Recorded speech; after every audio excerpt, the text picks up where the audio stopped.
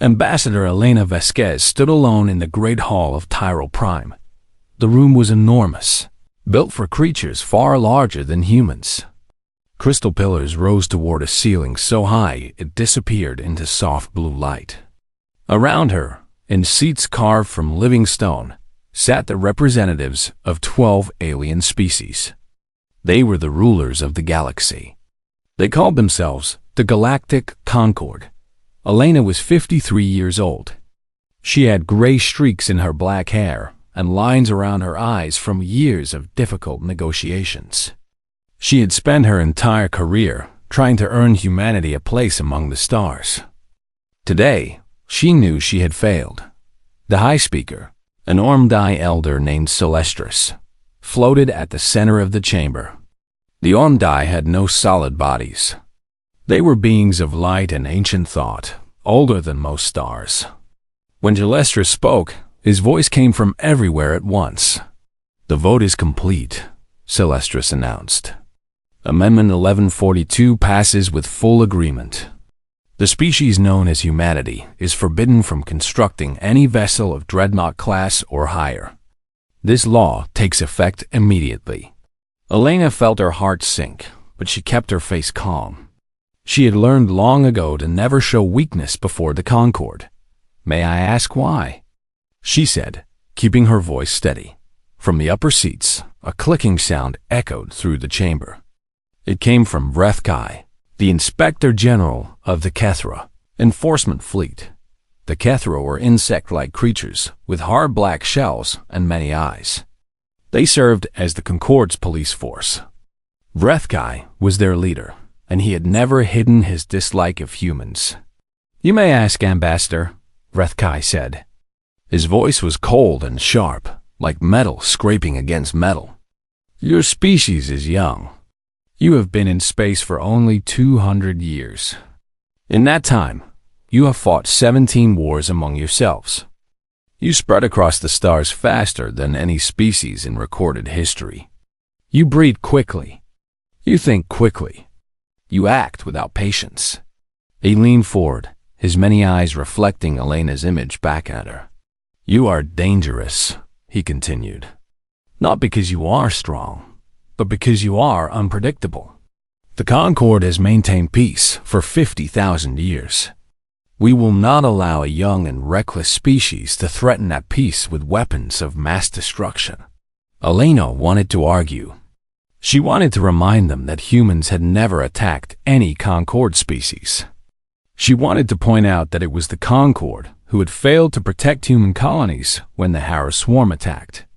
She wanted to tell them about the 400 million humans who died waiting for help that came too late.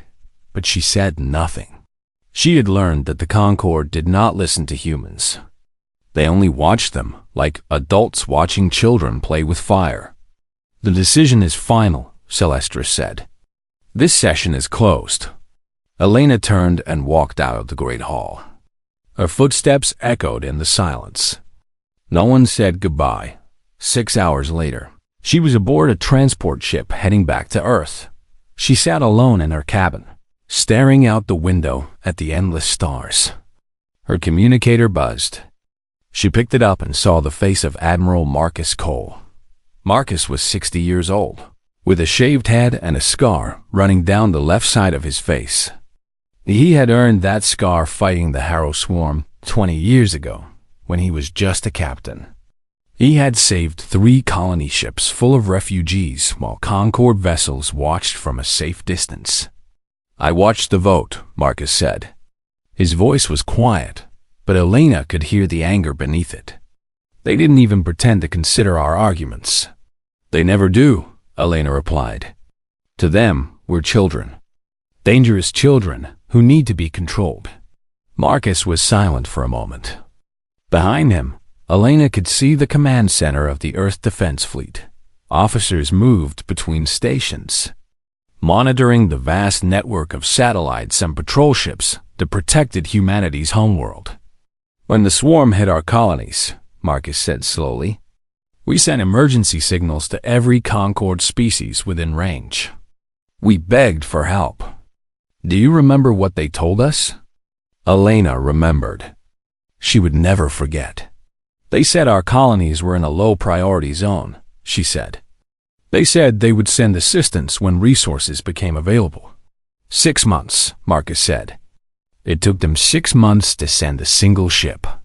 By then, the swarm had moved on. They left nothing but dead worlds behind. He looked directly at the camera. His eyes were hard.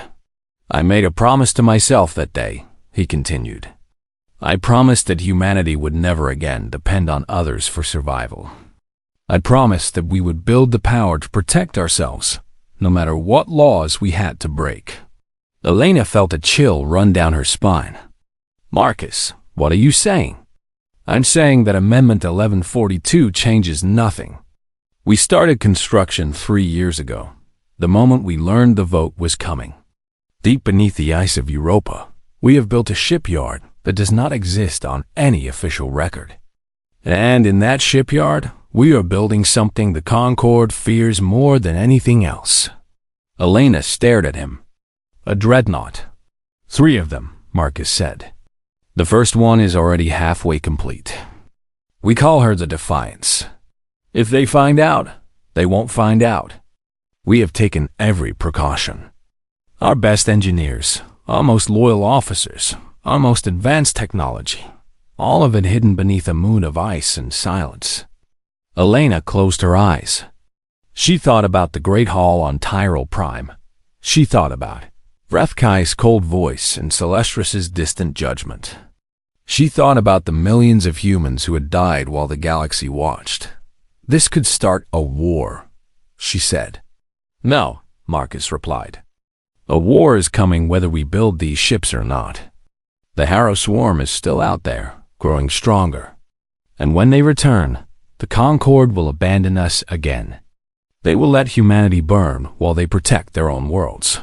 He paused, and when he spoke again, his voice was softer. Elena, I'm not asking for your permission. I'm asking for your help. We need someone in the Concord who can keep their eyes pointed away from Europa. Someone who can buy us time. Elena opened her eyes. Outside her window, the stars continued their endless dance. Somewhere out there, beneath frozen oceans, humans were building weapons forbidden by galactic law. They were risking everything, their freedom, their future, their place among the stars. And Elena realized with a strange sense of calm that she was going to help them. How much time do you need? She asked. Marcus smiled. It was not a happy smile. It was the smile of a man who had already accepted the cost of what he was doing. 3 years, he said. Give us 3 years, and we will never need to ask anyone for help again. Elena nodded slowly. Then you'll have your 3 years, Admiral. Whatever it takes. She ended the call and looked back at the stars. Somewhere among them, the future of humanity was being forged in secret and silence. And Elena Vasquez, ambassador to a galaxy that had rejected her people, had just committed treason. She did not regret it for a moment. 3 years had passed since the vote on Tyrol Prime. Deep beneath the frozen surface of Europa, humanity's greatest secret continued to grow. Dr. Yuki Tanaka stood on a metal platform overlooking the construction bay. Below her, thousands of workers moved like ants across the skeleton of a massive ship. Sparks flew from welding torches. Cranes lifted armor plates the size of buildings. The sound of hammers and machines echoed through the vast underground cavern. The ship was called the Defiance. She was nearly complete. Yuki was 41 years old, small and thin, with short black hair and tired eyes. She had not seen the sun in 3 years. None of them had. Everyone who worked on Project Prometheus lived beneath the ice, cut off from the outside world. They could not contact their families. They could not leave. They had given up everything for this ship. And Yuki had designed every part of her. She's beautiful, isn't she? Said a voice behind her. Why, I turned to see Admiral Marcus Cole walking toward her. He looked older than she remembered. The stress of the past 3 years had added more gray to his hair and more weight to his shoulders. "She's not beautiful," Yuki replied. "Concorde ships are beautiful. Smooth lines, elegant curves, centuries of tradition. The Defiance is ugly. She's rough and angular and covered in weapons." She smiled slightly. "But she works. Every system I designed, every innovation we created, it all works. The distributed power core gives her 3 times the energy output of any Concorde dreadnought. The nanite armor can repair itself during battle. The weapon systems combine human and alien technology in ways no one has ever tried before." Marcus nodded. "And her sisters? The Resilience is 60% complete. The Unconquered is at 40%. If we can keep the project hidden for another year, we'll have all 3 operational." Marcus looked down at the Defiance. Workers were installing the final armor plates on her hull. She was massive, over 2 kilometers long, bristling with gun batteries and missile launchers. She looked like a weapon of war, because that was exactly what she was. "We may not have a year," Marcus said quietly. Yuki felt her stomach tighten. "What do you mean?" "The Kethra have increased their patrols near Jupiter. They're not looking at Europa specifically, but they're getting closer. And our intelligence reports say the Harrow Swarm is moving again." The Harrow Swarm. Yuki had seen the images from the colony attacks 20 years ago. Millions of organic ships, each one filled with creatures that existed only to consume and destroy. They had stripped 3 human worlds down to bare rock. No one knew where they came from. No one knew how to stop them. "How long until they reach human space?" she asked. "Unknown. But our analysts believe they're heading toward the Concorde's core worlds first. They may bypass humanity entirely for now. That's good news, isn't it?" Marcus shook his head. "If the swarm attacks the Concorde, every species in the galaxy will be focused on survival, including the Kethra, which means they'll be watching everyone more closely, looking for any advantage, any secret weapon, any hidden threat." He turned to face Yuki directly. "We need to be ready to move the Defiance if necessary." "Can she fly?" Yuki hesitated. "She can fly. Her engines are complete. Her navigation systems are online. Her life support works. But her weapons are only 80% installed. Her armor has gaps. She's not ready for combat, but she can fly." "Yes, she can fly." Marcus nodded slowly. "Then we need to prepare an escape plan. If the Kethra come to Europa, we can't let them find her." On the other side of the cavern, in a small office filled with computer screens, Lieutenant Commander Isha Okonkwo was hunting for a traitor. Isha was 35 years old, tall and strong, with dark skin and sharp eyes that missed nothing. She had spent 10 years in military intelligence before being assigned to Project Prometheus. Her job was to keep the project hidden from the Concorde's many spies. Someone had been sending information to the outside. For weeks, Aisha had tracked the signals.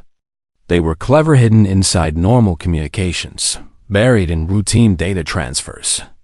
But she had found them, and now she had traced them to their source. She stared at the name on her screen. Her hands began to shake. Lieutenant David Chun, her second in command. Her friend, David, had worked beside her for 2 years. They had shared meals together, played cards together, complained about the isolation together. She had trusted him completely, and he had been betraying them all.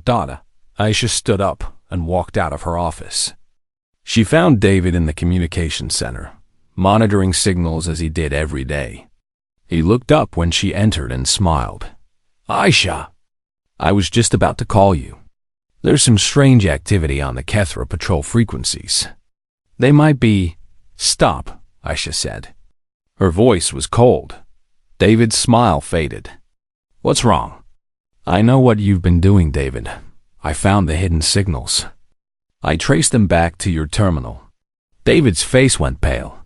For a moment, he said nothing. Then his shoulders slumped, and Aisha saw the truth in his eyes. "How long?" she asked. "How long have you been working for them?" 18 months, David said quietly. "They approached me during my leave on Mars.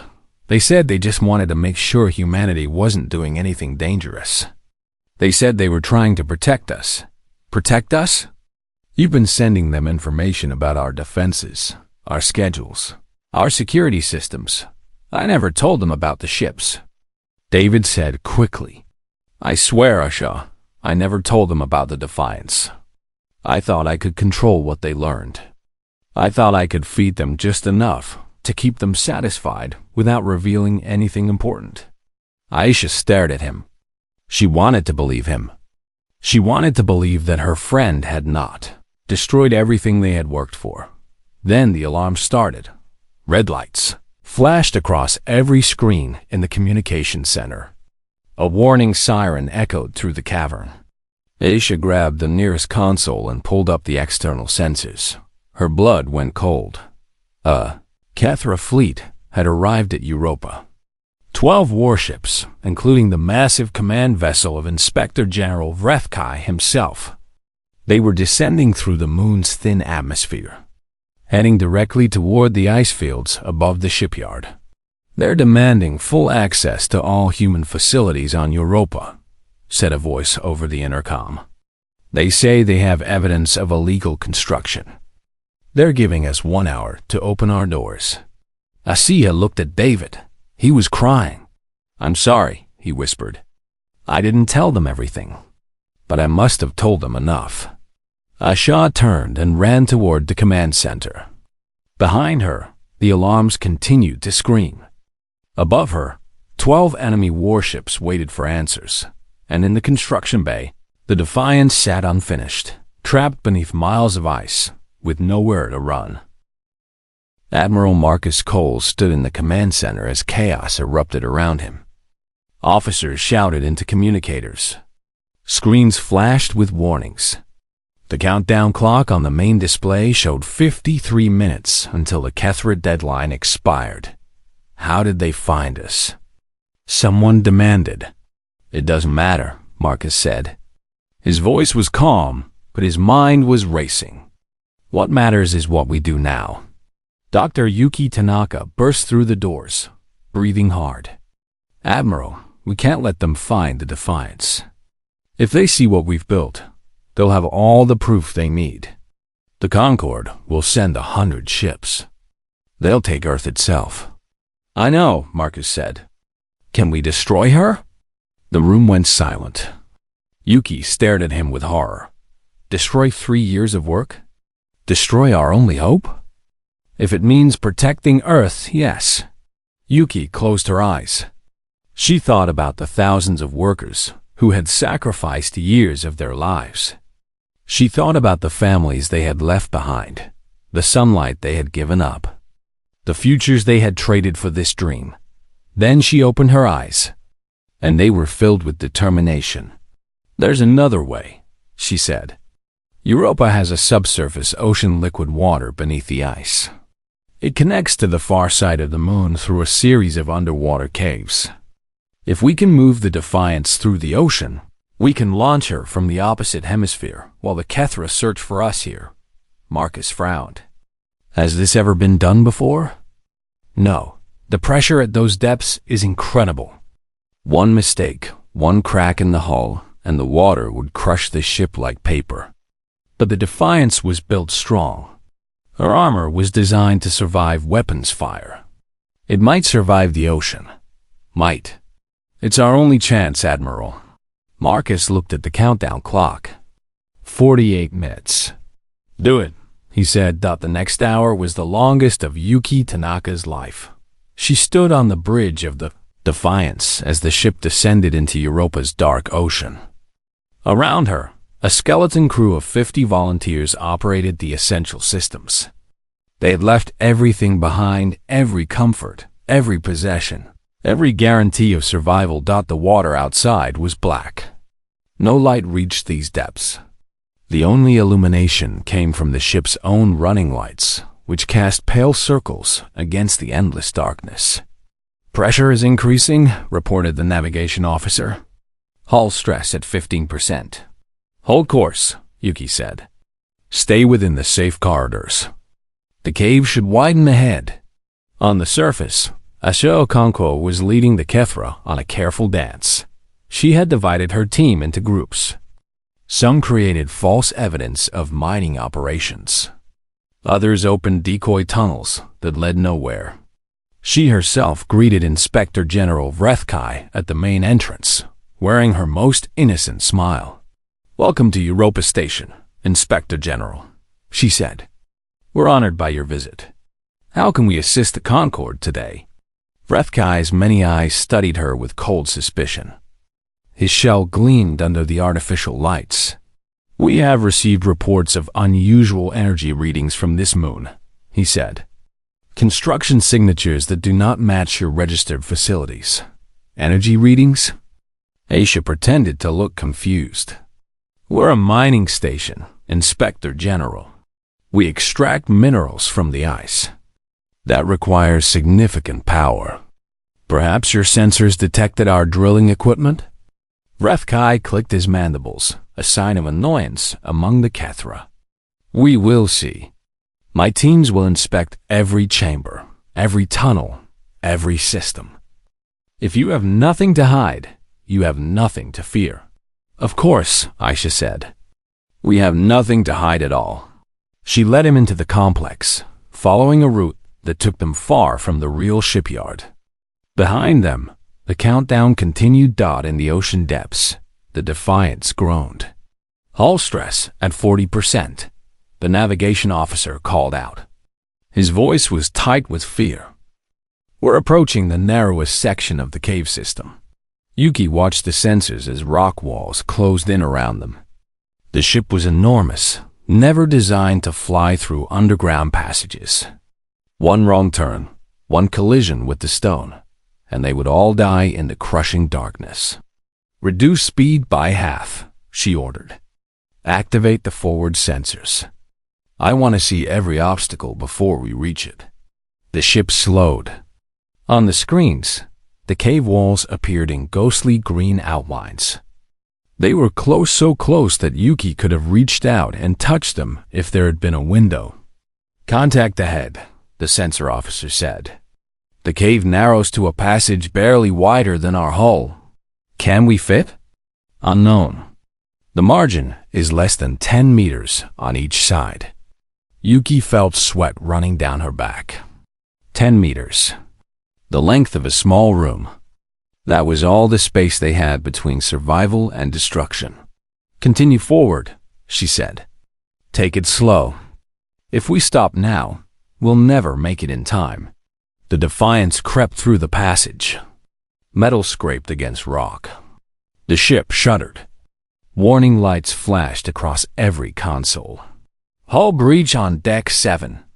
Someone shouted. "Water is entering the cargo bay." "Seal it off," Yuki commanded. "Keep moving." "We can't stop." They pushed forward. The cave walls scraped against the ship's armor like claws. Every second felt like an hour. Every meter felt like a kilometer. And then, suddenly, the walls fell away. "We're through," the navigation officer cried. "Open water ahead. The exit point is 12 kilometers north." Yuki collapsed into her chair. Around her, the crew cheered. They had made it. Against all odds, they had made it.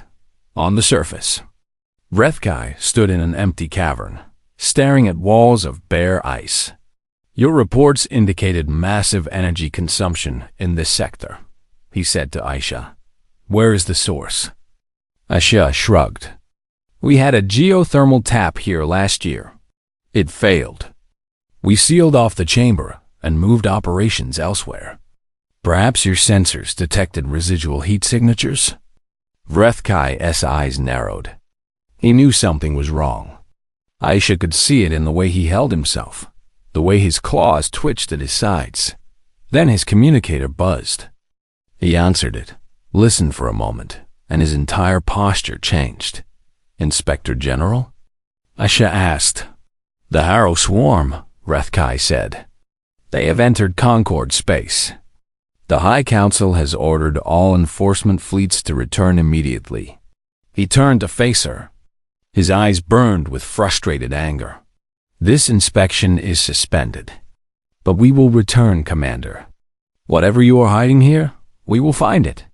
He marched out of the cavern, followed by his guards. Within minutes, the Kethra ships were rising from Europa's surface, their engines blazing as they raced toward the stars. Asha watched them go. Then she activated her communicator. Admiral Cole, the Kethra are leaving. Repeat, the Kethra are leaving. On the far side of Europa, the Defiance burst through the ice and soared into space. Her engines roared. Her hull gleamed with frozen water that turned to vapor in the void. Yuk Tanaka stood on the bridge, watching the stars appear around them. They had done the impossible. They had saved the ship. But even as she celebrated, she knew the truth. The Kethra had not given up. They had only been delayed. When the war with the swarm ended, they would return. And next time, there would be no escape. In his departing vessel, Rethkai stared at sensor readings from Europa's far hemisphere. An energy signature, massive and unmistakable, was moving away from the moon at high speed. He knew what it was. He simply could not prove it. Enjoy your moment, humans, he whispered. When the swarm is finished, we will have our reckoning. The Kethra fleet vanished into hyperspace. Behind them, the Defiance disappeared into the darkness between stars, carrying humanity's hope into an uncertain future. 6 months after the Defiance escaped from Europa, the galaxy was burning. The Harrow Swarm had torn through Concord space like a wave of death. Their ships numbered in the billions organic vessels that grew and multiplied, feeding on the worlds they destroyed. They did not negotiate. They did not retreat. They simply consumed everything in their path. The Valeth homeworld fell first. Then the Kethra lost 3 colony systems. The Ormdai, the oldest species in the galaxy, watched helplessly as 2 of their ancient worlds were stripped to bare rock. The Concord's mighty fleets, unchanged for 50,000 years, could not adapt. Their tactics were old. Their strategies were based on wars fought against enemies who thought like them. But the Swarm did not think. The Swarm simply devoured. Admiral Marcus Cole stood in his command center on Earth, watching reports flood in from across the galaxy. Every hour brought news of another defeat, another lost world, another species pushed toward extinction. Admiral, said his communications officer, we're receiving a transmission from Tyrell Prime. It's the Concord High Council. Marcus nodded. Put it through.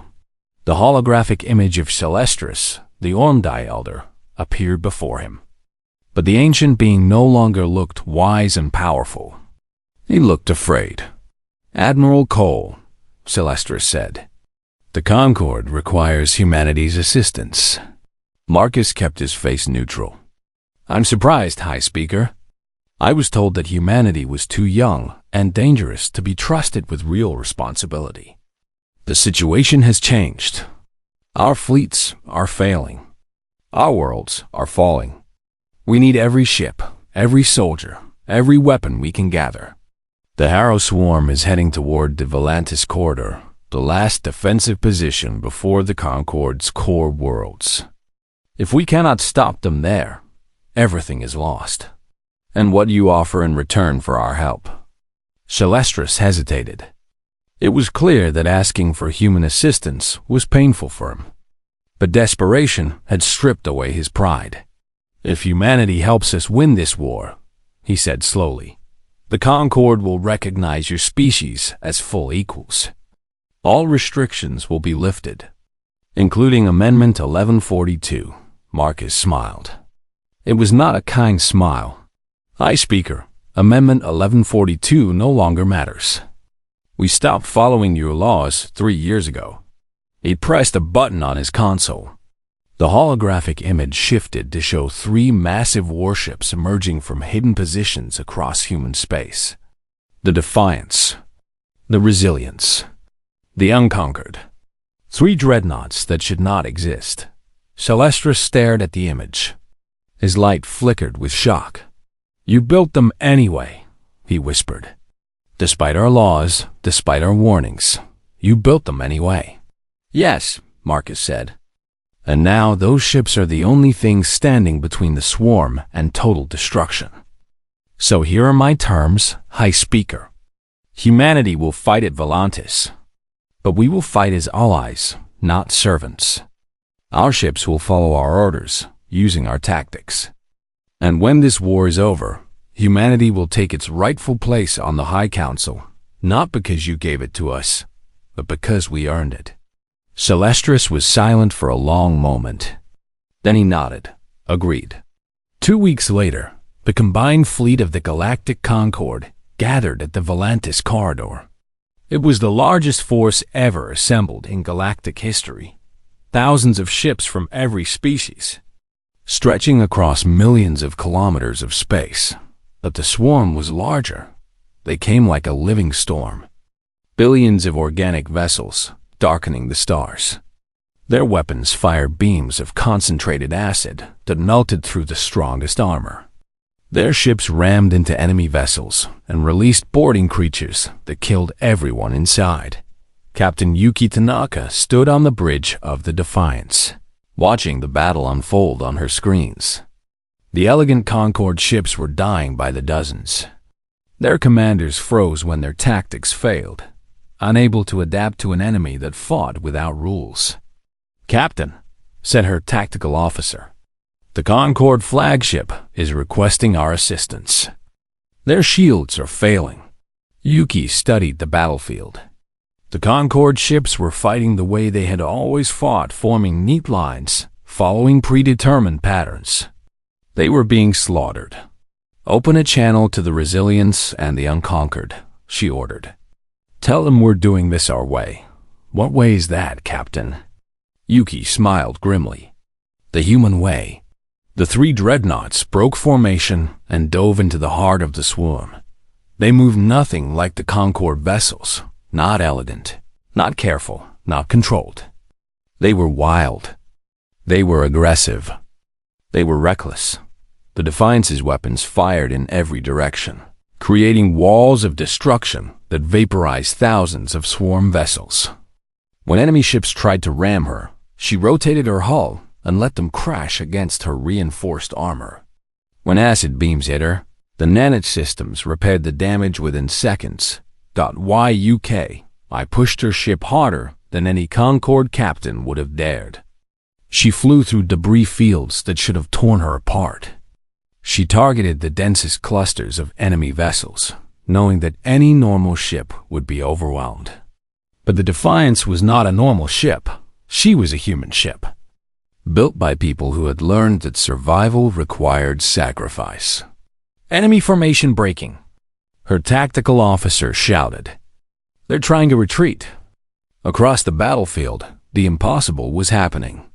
The swarm, the unstoppable force that had crushed a dozen worlds, was running away.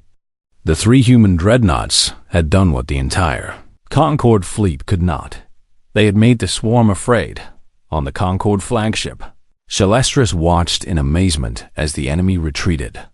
Around him, Concorde officers stood in stunned silence. How? One of them asked. How did they do that? Celestris had no answer. For 50,000 years, the Concorde had believed that order and tradition were the source of strength. They had looked down on humans as chaotic and dangerous thought. Now he understood the truth. That chaos, that danger, that was exactly what made humans powerful. As the battle ended, a single Kethra vessel glided alongside the Defiance. Inspector General Vrethkai's voice came through the communication system. "Captain Tanaka," he said, "you have violated Concorde law. You built weapons that were forbidden to your kind. When this war ends, there will be consequences." Yuki leaned back in her chair. She was exhausted. Her ship was damaged. Her crew had given everything they had. But they had one. Inspector General, she replied. Right now, my ships are the only thing keeping the swarm from eating your homeworld. So perhaps we can discuss consequences later. Behind her, Admiral Cole's voice came through from Earth. When this war ends, Inspector, we'll be the ones still standing. Then, we can discuss who makes the laws. Rethkai was silent for a long moment. Then, to everyone's surprise, he laughed, a harsh, clicking sound that echoed through the channel. Perhaps you are right, Admiral. Perhaps you are exactly as dangerous as we feared. But right now, I am glad that danger is on our side. The channel closed. Around the Defiance, the surviving ships of the Concorde fleet began to regroup. The battle was won, but the war was not over. Somewhere in the darkness of space, the swarm was regrouping. And everyone knew that the final battle was yet to come.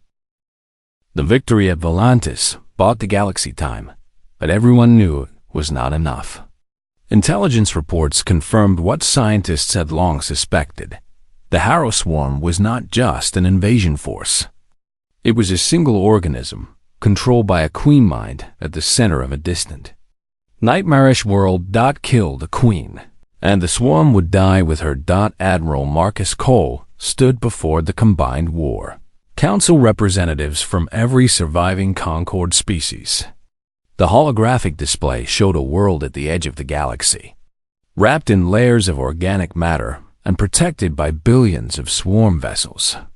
No fleet in history has survived approach to this world, Marcus said. The Queen's defenses are absolute.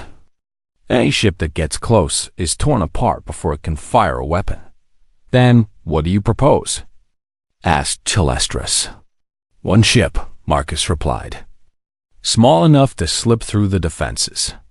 Fast enough to reach the Queen before the swarm can react. Carrying a weapon powerful enough to destroy a planet. The room was silent. Everyone understood what he was saying. A suicide mission, Rethkai said. One ship, one crew, no chance of survival. Yes, Ambassador Elena Vasquez stepped forward. She was older now, her hair fully gray, but her eyes were sharp as ever. That's not acceptable, she said. We've spent years fighting to earn humanity's place in this galaxy. We will not throw away our people's lives in a hopeless attack. Then, what do you suggest, Ambassador? Elena looked around the room. For decades, she had negotiated with these species. She had faced their arrogance, their dismissal, their contempt. But she had also learned something important. Beneath their pride, they were tired. They had lived so long that they had forgotten what it meant to fight for survival. Humans had not forgotten. We don't send one ship, Elena said. We send all of them. Every species, every fleet, every weapon we have left. We attack together, with each species contributing what they do best. She pointed at the display. The Valith can project energy shields. Put them in front. Let them absorb the first wave of attacks. The Kethra have the fastest interceptors in the galaxy. Use them to clear a path through the swarm defenses. The Ondai know ancient navigation routes through this region of space paths that could help us approach undetected. She turned to face the council. For 50,000 years, the Concorde has maintained order by keeping species apart. You made laws to control. You built walls to separate. But walls will not save us now. The only way we survive is together. Celestris floated in silence. Then, slowly, he spoke. You are asking us to trust each other with our lives. Yes, Elena said. I'm asking you to do what humans have done since the beginning. Fight together. Sacrifice together. Win together. One by one, the council members nodded. The Valith commander was first, then the Kethra, then even Rethkai himself. We will follow your plan, Ambassador, Celestris said. May it be enough. 3 days later, the combined fleet arrived at the swarm homeworld. The Queen's defenses were everything the reports had promised. Billions of organic vessels surrounded the planet, creating a shell of death that no weapon could penetrate. The first wave of Concord ships were destroyed within minutes, but the Alliance held. The Valith energy shields absorbed attacks that would have vaporized entire fleets.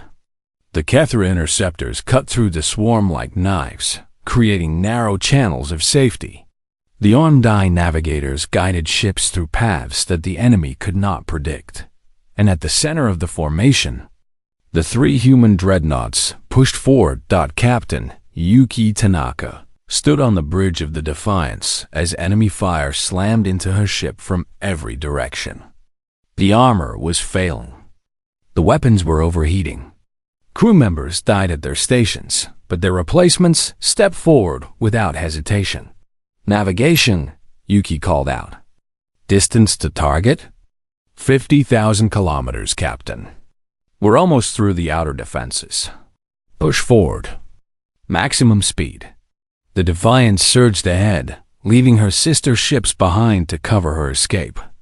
The Resilience and the Unconquered fought with everything they had, drawing the attention of the swarm while their flagship made the final run. Inside the Queen's world, the defenses grew denser. Organic weapons tore holes in the Defiance's hull. Creatures attached themselves to the ship's surface, trying to chew through the metal. Hull breaches on decks 4, 7, and 9, an officer reported. Casualty reports coming in from all sections. Keep going, Yuki said. We're almost there. The bridge shuddered as another blast hit the ship. Consoles exploded. Officers fell. Yuki felt blood running down her face, but she did not move from her chair.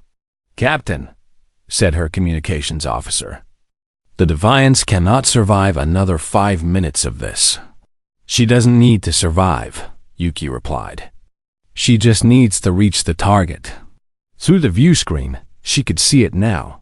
The Queen Mind, a massive organic structure at the center of the planet. It pulsed with dark energy, sending commands to billions of swarm vessels across the galaxy. All hands, Yuki said, her voice carrying across every speaker on the ship. This is the captain. In a few moments, we will complete the mission we were built for. Many of us will not survive, but our sacrifice will save billions of lives. Human lives, Concord lives, the lives of species we have never met. She paused, looking at the faces of her crew. They were afraid. They were tired. But they were not running. We weren't allowed to build this ship, she continued. We weren't supposed to be here. But humanity has never accepted not allowed. Today, we don't just survive. We prove what we are. She turned back to the view screen. Fire main weapon. The Defiance unleashed everything she had. Every missile, every beam, every piece of destructive power that human engineers had created poured into the Queen Mind. The organic structure screamed, a sound that echoed through space itself, as it began to collapse, and then it died.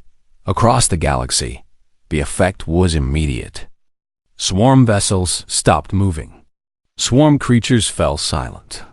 The billions of organic ships that had terrorized the Concord for months simply shut down. Their connection to the Queen severed forever. The war was over. On the bridge of the Defiance, Yuki Tanaka watched the Queen's world crumble. Her ship was dying, systems failing, hull collapsing, oxygen leaking into space. Around her, the surviving crew members held each other and cried. Captain, her communications officer whispered. Rescue ships are on their way. They say they can reach us in 20 minutes. Yuki smiled. Tell them to hurry. 1 year later, Ambassador Elena Vasquez stood before the new Galactic Council. The room was different, now smaller, more equal. No species sat above another. Today, she said, we remember those who gave their lives to save us all. The crew of the Defiance and all the soldiers from every species who fought and died in this war. Outside, in orbit around Earth, Fragments of the Defiance had been assembled into a memorial. The names of her crew were carved into the metal, surrounded by lights that would shine forever. You tried to keep us small, Elena continued. You feared what humanity might become. But here's what you never understood. We were never building dreadnoughts to conquer. We built them because when darkness came, we refused to wait for someone else to save us. She looked at the council members. Shalestris, Rethkai, representatives from every surviving species. They looked back at her with respect, not the grudging respect of masters towards servants, but the true respect of equals. And now, Elena said, we build a new future, together. In the back of the room, Admiral Marcus Cole watched with quiet pride. Beside him stood Asha Okonkwo, promoted to lead Earth's intelligence services. They had sacrificed so much to reach this moment. Friends, colleagues, years of their lives, but they had won. Rethkai approached Marcus after the ceremony. The Inspector General looked different now, older, perhaps, or simply changed by everything he had witnessed. Admiral Cole, he said, I have a question for you. Ask it. The swarm is dead. The galaxy is at peace. Humanity has earned its place among us. Rethkai tilted his head. What will you build next? Marcus looked out the window at the stars. Somewhere out there, new challenges waited. New threats would emerge. New impossible situations would demand impossible solutions. But humanity had proven something in this war. They had proven that laws and limits could not contain them. They had proven that courage and sacrifice could overcome any obstacle. They had proven that they belonged among the stars. Whatever we have to, Marcus replied. Whatever we have to. Outside, the memorial to the Defiance caught the light of Earth's sun, shining like a beacon for all the galaxy to see. A reminder of what humans had done, and a promise of what they would do again.